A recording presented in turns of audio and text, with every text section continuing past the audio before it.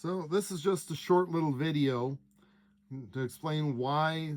vintage tobacco cards are really hard to find in high grade condition.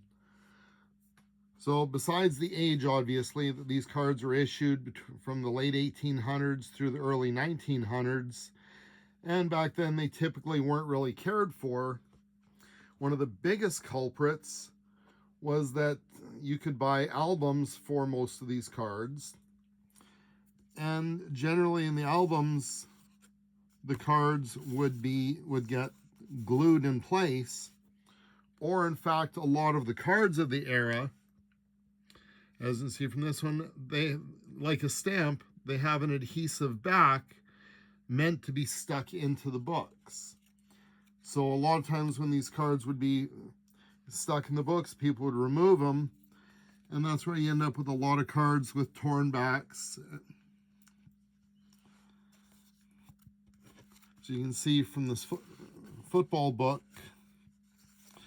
now the cards are all glued in very nicely, and most of them are in really good shape, but they are glued to the book.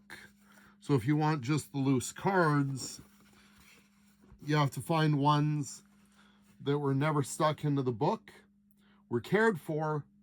and were stored properly so they didn't all stick together from the adhesive backs.